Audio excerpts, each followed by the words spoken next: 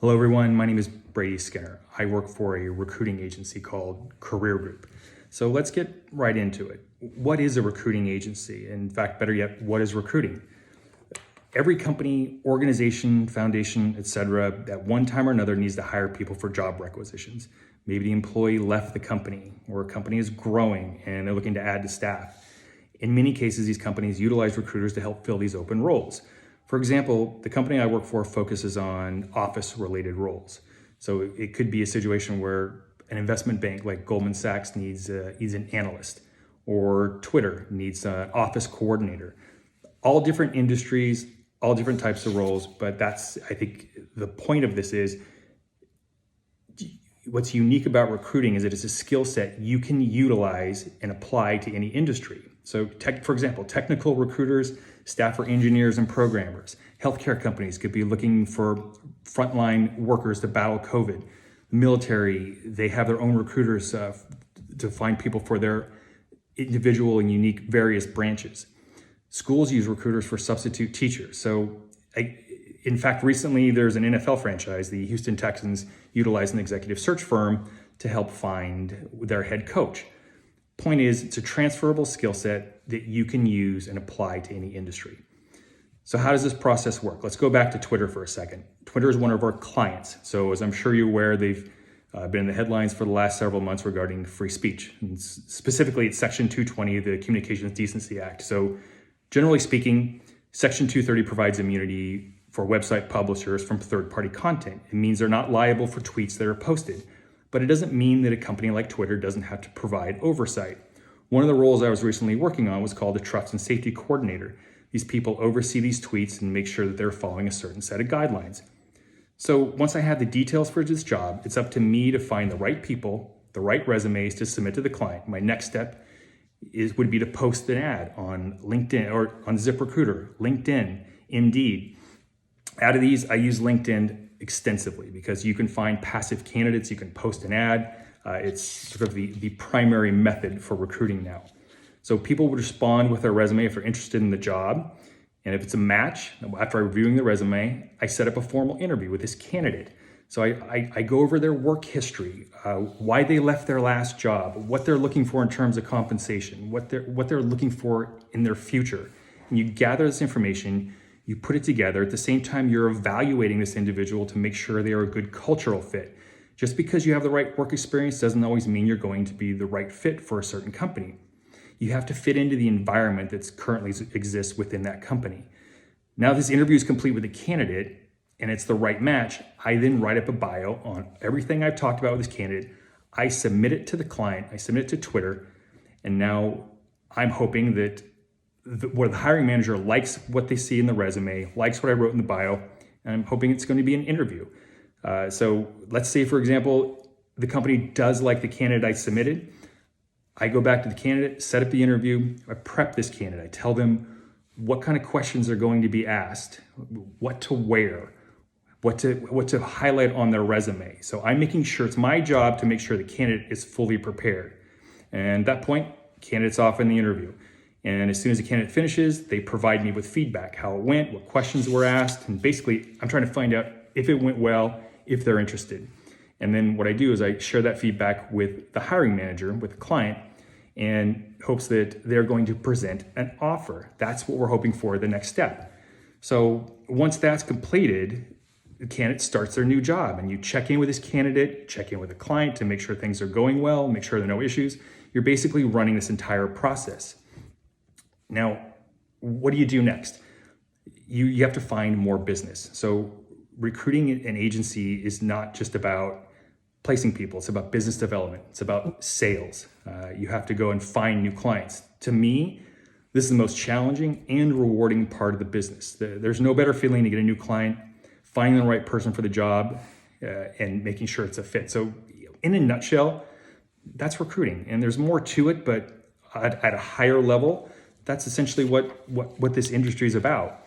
So next up, what I want to do is deviate a bit and give you some practical advice about searching for a job, because eventually in a handful of years, you will all be doing this. And it's important to know how to go about it. Let's start with your resume first off.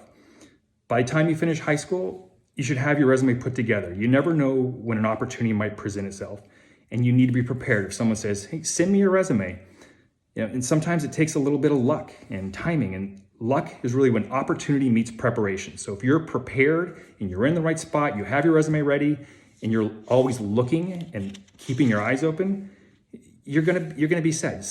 You will have an opportunity, but you have to be prepared. And so let's go to the resume for a second. There are 4 basic elements of it. The first part is your contact information.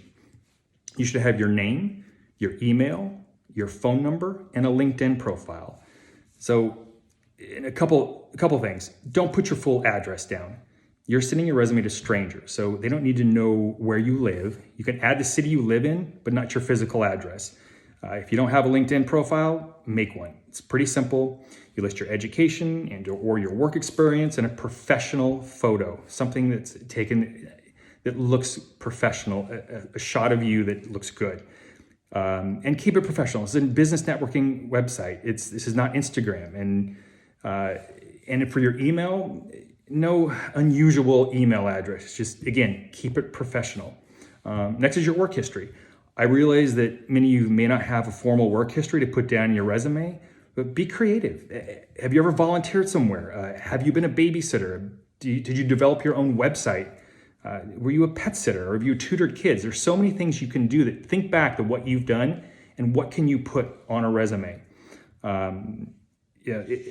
Put something down, even if it's volunteering work.